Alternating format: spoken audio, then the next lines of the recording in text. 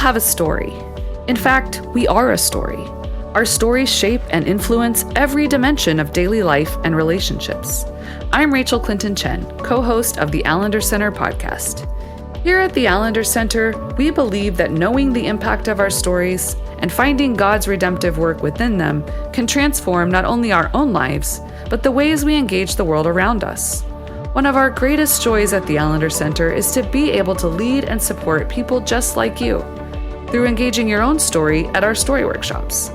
When you participate in a story workshop, you'll experience teaching from Allender Center instructors and guidance of small group facilitators who will help you explore your own story and the themes of your life in a supportive environment. If you are looking to understand your story more deeply and to learn more about how it intersects with the story of the gospel, then the story workshop is for you. No matter the harm you've endured, there is hope for restoration. There is hope for a renewed vitality of your own life. It's not easy work, but it has never been more important to gain such a crucial understanding of your own story. If you are ready to step boldly into your unique and deeply beautiful story, then reserve your spot today to participate in one of our upcoming story workshops at theallendercenter.org/events.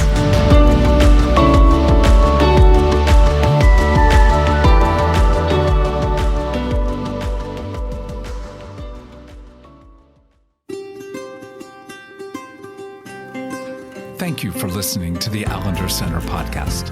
I'm Dr. Dan Allender. And I'm Rachel Clinton Chen. We're fiercely committed to providing hope and healing to a fragmented world. And restoration for the heart. Thank you for joining us. Let's get this conversation started.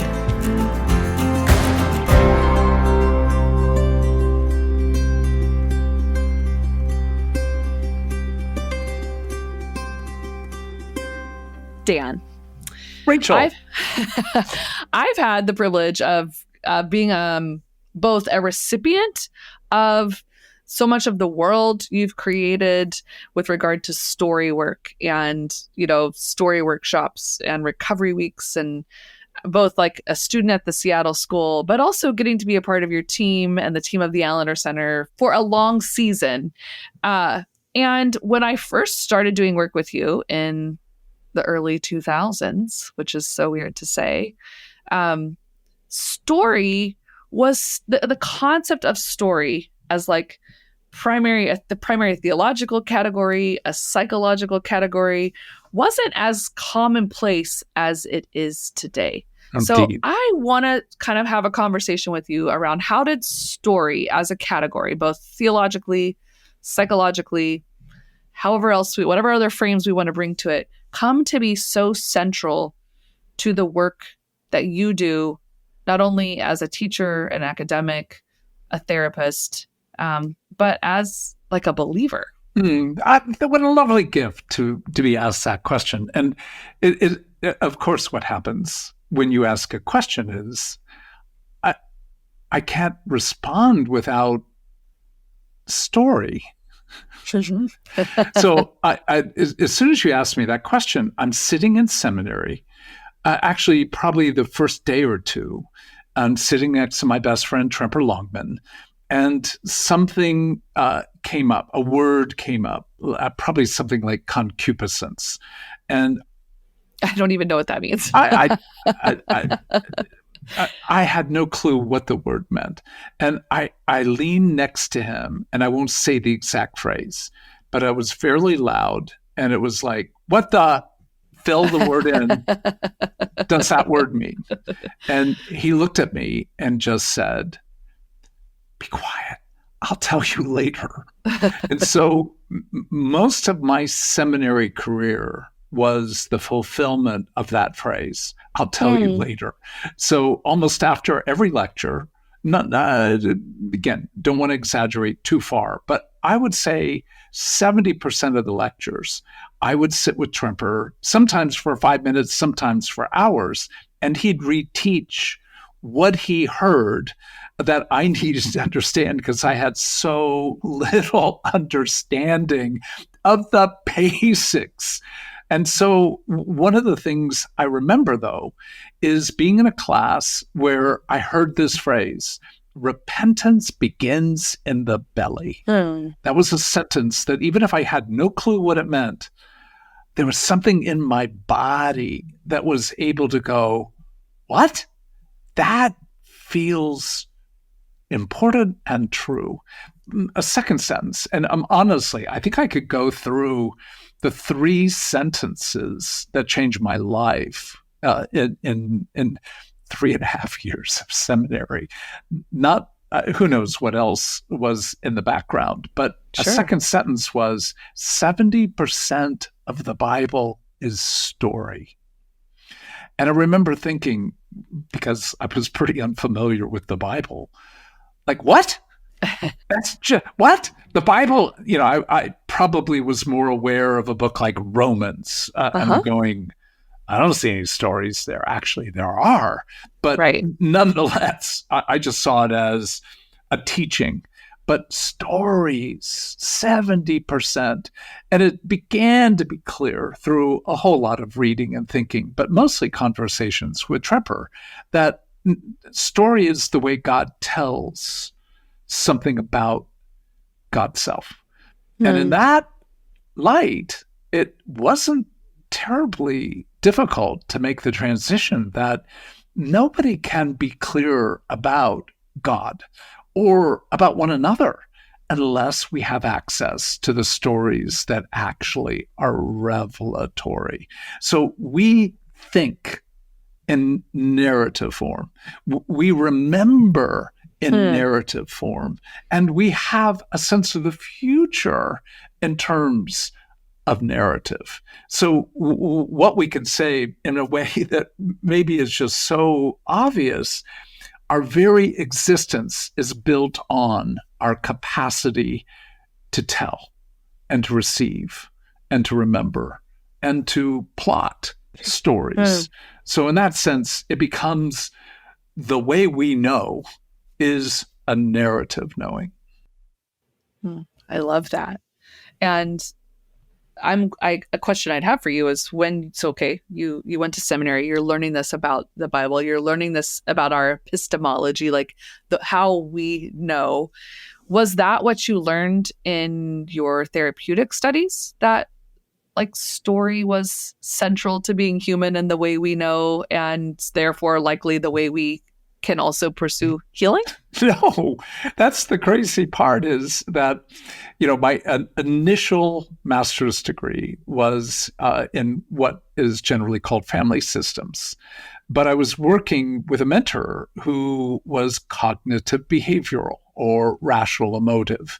And in that sense, the whole change process was in engagement with dysfunctional, ineffective, or unbiblical thinking. So you help people, when you heard a story, to think about, in one sense, their maladaptive thinking, not the story. The story was almost the frame, but the real picture was the particular thinking that needed to be altered. And I worked in that kind of structure for almost 5 or 6 years before I had the privilege to go on to my doctorate. And then I was in a realm where there was more what generally is called psychodynamic thinking. But even there, narrative wasn't central. It was far more what could be called the complex, the unfaced, unconscious processes that needed to come from, in one sense, the unknown to the known. And yet there was always a sense that when I would hear a person engage their story and they began to, in one sense, enter the story, feel the story, suffer the story, ponder the implications of the story, think through the deductions of the story, that I began seeing far greater change than just mere rational change or more unconscious to conscious awareness. that is not to say that our thinking is unimportant or that what we are unaware of or don't wish to be aware of coming into consciousness is actually a story in and of itself. So I would say that until about the early 90s, the implications of the 70% of the Bible is story did not come in a way in which I would have put words to the absolute central importance of engaging the biblical narrative, your personal narrative, the narrative of a culture, the narrative, the stories that shape who we are. You know, I feel like this is attributed to Brene Brown, but I know it's also, she would say, like a accumulation of multiple people and cultures, but just this sense that, like, if you don't own your story, like, your story is gonna own you. And sometimes when we think about story, we think about it being static. We think about it being set in a way. Like, people will talk about story like that happened in the past, and you will hear this refrain a lot, like, just leave the past in the past, or time heals all wounds. So I'm wondering if you could put some language to some of the, in some ways, like, stories are alive and they're not as static and boundaried as we think they are. And that might be a weird statement to make, but how have you come to understand that reality that, like, if we don't look to our stories and seek to understand or even recover or even tell them more truly, that they actually do have a lot of power in the here and now to shape how we relate to the world around us, how we live? Well, and again, it may not be the best way to put it, but I have the benefit of a lot of trauma and abuse in terms of sexual abuse, in terms of a very mentally ill mother, and other tragedies and losses. And what I think I can say without even having the theoretical frame was I knew I was being haunted. And to have that sense of, I'm doing my best to leave that crap in the past, but it seems to actually at times not just show up in the present, but show up around the corner at the least expected moment. So I think for anyone to be aware that, again, we've got so much more neurological understanding of how trauma is in our body. Trauma is in our present and shapes our capacity for perception, for judgment, for assessment, and choice. So all that to say, I think any honest human being knows that there is something or elements of their past that continue to sort of bite their derriere, that for all their flight, or even turning around and commanding it to depart, doesn't seem to eradicate the presence of something unsettling, haunting with regard to our own internal world. So when we begin to go, look, there were three things that just struck me from the very beginning, that God is the author of story. Sure. So right there, he is our authority. He's our author. He has written our lives. You know, Psalm 39, verse 15 through 17. Before I lived even a day, my life is written. Now, of course, that creates the complication of, well, then am I just a puppet? And I kind of go biblically back to, wait a minute. God left a lot of creation for Adam to engage and to name. And God loves co-participation. So he invited Adam to name the animals. And if we understand a Hebraic worldview, the power of naming was literally giving meaning. So God creates, but he leaves meaning for us to name. And important that realm to be able to go, yeah, God authored my life. He authored my face, my body. He put me into a particular family. And I might struggle with all that, but ultimately he's the author. So in his co-sharing, co-authorship, he's inviting me to write a story that even if it's in the heavens, I don't have access to it. And so I have the freedom to name and to be able to create. But I think that interplay of God as author, 70% story, is inviting me to not only engage my story, but maybe as simple as to be a story, to be actually a character in my story. And again, the larger question is, and for what? And that to me is the second core assumption. And that is God wrote me to reveal something of the glory of God. And every human being bears the reality of being made in the image of God. So the Archangel Michael, never met him, but I would suspect that if we were to meet him, we would fall on our faces in utter terror. Nonetheless, Michael, Gabriel, they're not made in the image of God. You and I are, and our listeners are. So if we begin to comprehend that we bear a glory that is revelatory, and to then take it into story, we are the revealer of God's revelation, and God's revelation is Jesus. So if I'm a revealer of his glory, I'm a revealer of Jesus and his life, and obviously the next word, story. So you reveal his death. You reveal his resurrection. You reveal his ascension. Now, only those? No, we're not going to go on for hours.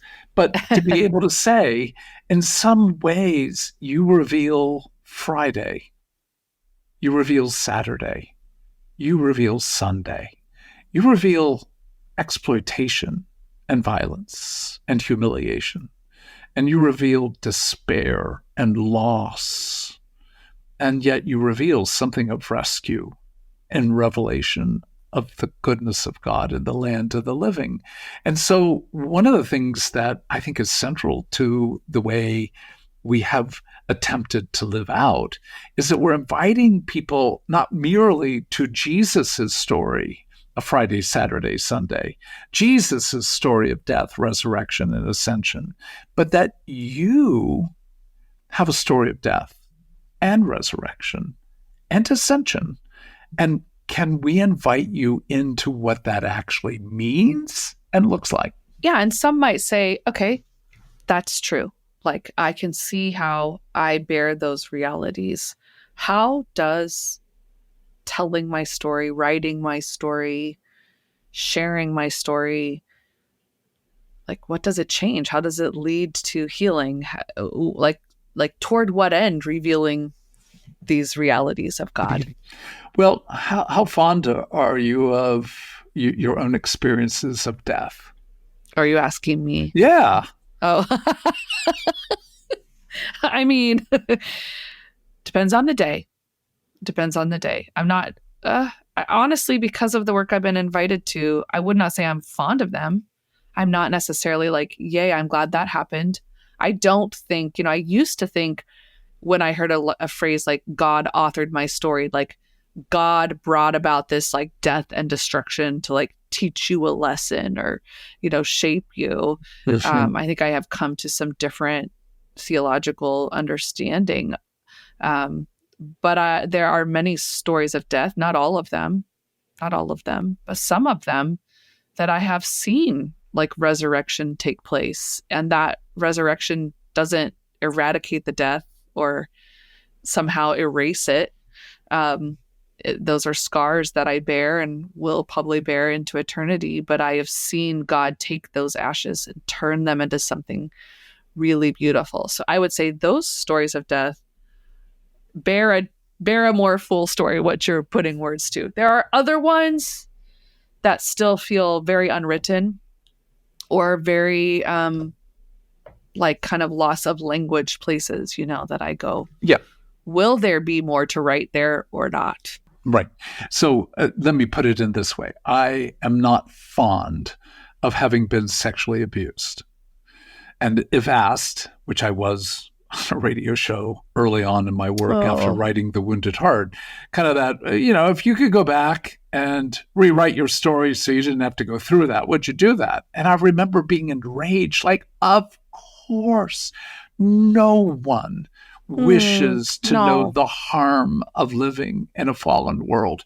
But your key word was the word scars. And in that sense, our scars have the potential to tell a good story. So in that sense, do you hear the complexity of the language? No, I'm not fond of having been violated, but my scars have opened the door not only for me to understand more of what Jesus suffered on that Friday of humiliation, but also it's given me a connection and engagement with something of the lives of others. So in that sense, though I would wish never to have been harmed, that's not my life. Right. Given the harm, I can truly say, I think I'm growing to be more fond of the scars in that they opened the door to the reality of the book of Revelation, chapter 5, where Jesus shows himself in a glorified body, still with the scars of the cross. And in that, there is a kind of power.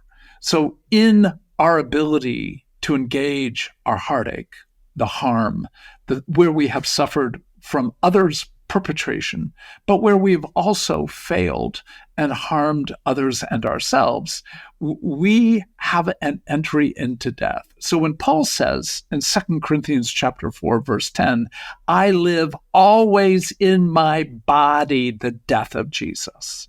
That's where I want to go, well, do you? And if not, how come?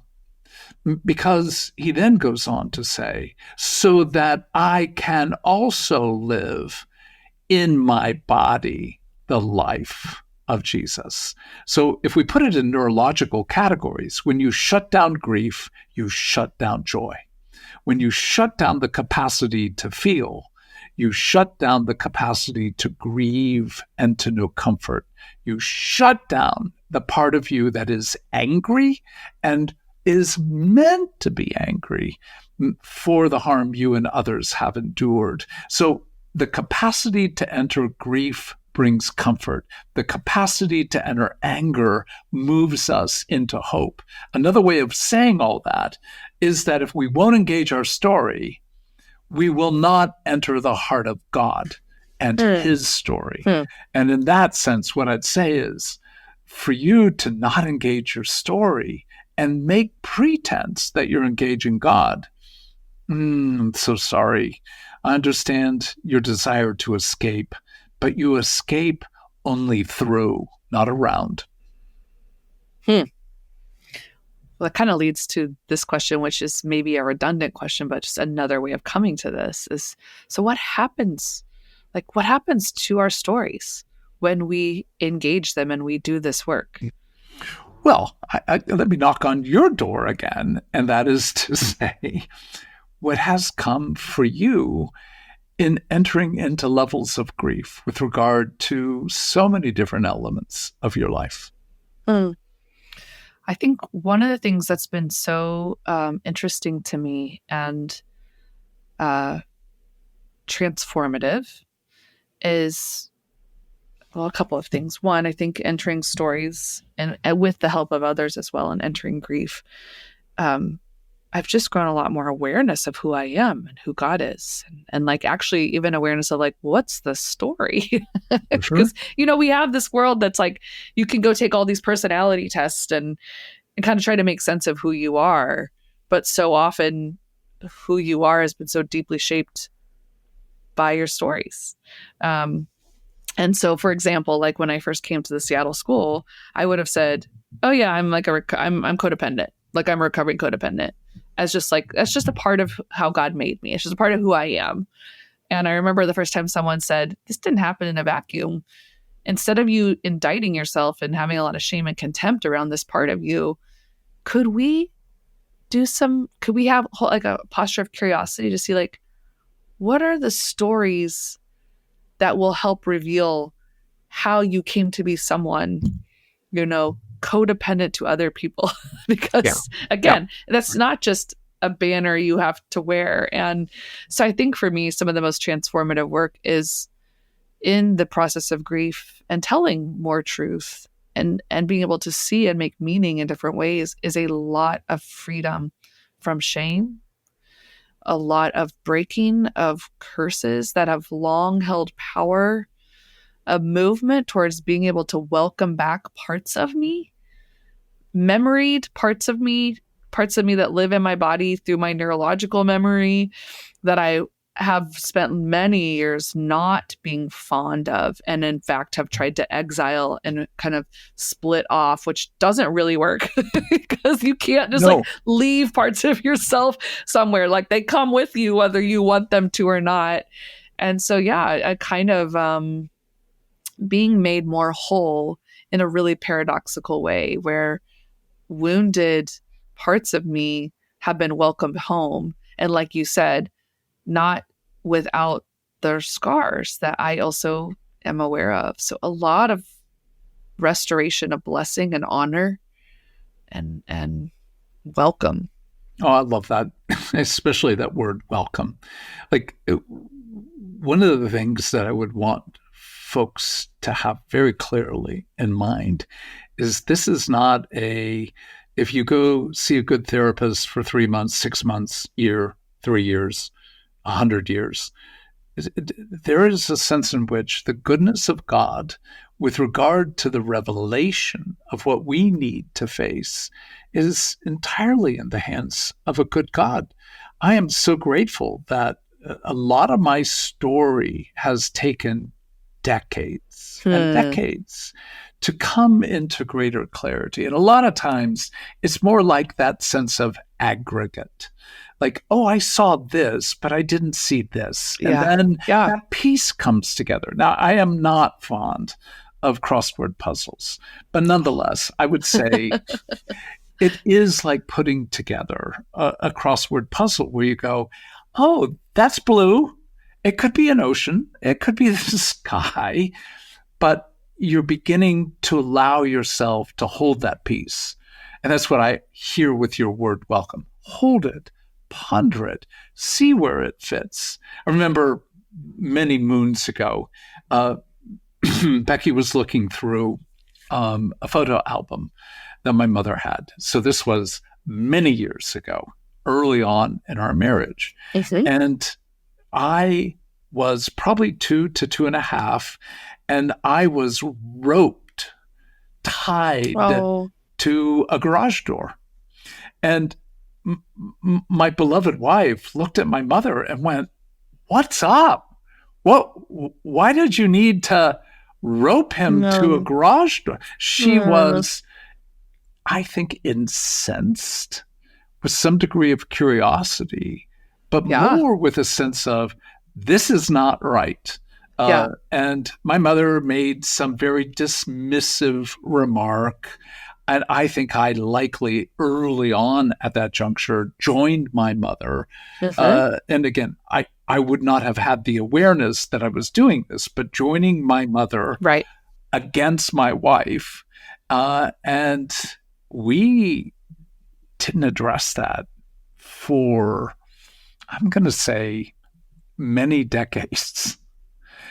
And yet something came up, again, probably about 15, 20 years ago, where Becky said, "Do you remember when I brought up in front of your mother this event of the photo?" And she said, "Are you able to look at that photo in a different way than before. So we all have seasons where the particularity of our story is more than we can likely manage. And so we mitigate, we approach it with kind of a dismissive hand. But in that context, Becky and I began to ponder the question of, well, why would a 2-year-old attempt to escape, literally run away? And that's what my mother said. Well, he runs away. So we didn't know how to let him be outdoors without. And so that simple question of, most 2.5-year-olds are literally not escaping to a point where they disappear in the neighborhood. Questions we get to ask ourselves, even if they don't have a fundamentally clear answer, begin to open up these categories of what shaped us. What were the matters that 2.5-year-old was trying to comprehend that indeed sent him away from his family because there was too much danger in that world to remain. So even as we come, and the key word I'm looking here is, as we begin to get understanding, there's so much more than intellectual comprehension. That's right. There's far more the capacity, as you have put it so well, to be attuned. Like, we need to be attuned to those younger parts of us, to the young 2-year-old, 5-year-old, etc. And more often than not, our stance toward those younger parts is either a form of disinterest or dismissiveness, a kind of cutting off, as you put it. When you split off, those parts don't go away. They have to be welcomed. And we can only welcome, not conceptually, but in some sense through the contours, through the fabric, the smells of our story. Well, I have so many more questions I want to ask you. Things like, what do we do when there are competing stories, especially in our current day and age? Do we ever, does a story ever become complete because we work on it enough? There's just so many more questions, and I think we'll have more opportunities down the road to do that. But I think final question as we come kind of close to an end is, in all your years of doing this and in this particular season of life, is there anything that is surprising you about your story? Well, I think seeing it actually being lived out in the presence of people I love. When we talk about our life having impact or meaning, when I watch my grandchildren interact with me and I get to see something of their thoughtful, articulate, playful, and frankly, they have read me darn well. And they know, I think they know something of my peculiarities, my goodness, my brokenness. And they have the capacity to actually engage me in the present related to something of the story that they currently know. And so for them to be able to say, Papa, you've always been a troubled man. And to be able to go, yeah, sweetheart, what do you know of that? Well, when Mia told us the story of what happened when, and I won't go into detail, and it's like, oh my gosh, they are reflecting on the nature of story and when they can in story. So when you see people that you love, and I would say that's true as well when I look at you, when I look at many of our dear friends that work within or not work within the Allender Center, and be able to say there's something about watching how we get to hold, but also transform each other's stories to the point where what I would say is, I don't think I would be the man I am today without you, Rachel. And to think in terms of the moments of tension, confrontation, the heartache. I love that the puzzle, I don't think it's, shall we say, finished, but I'm seeing more and more of the contours and more like a good jigsaw puzzle. You need multiple people doing it to be able to see it even come close to being finished.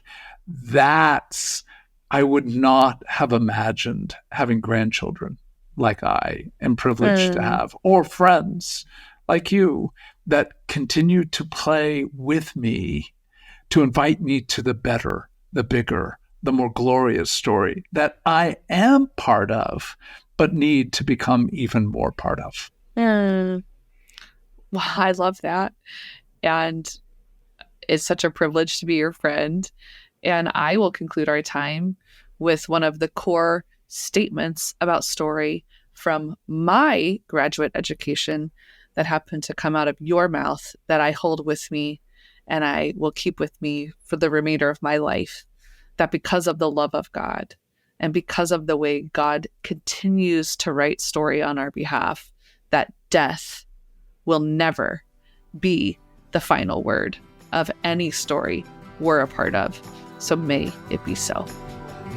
Indeed.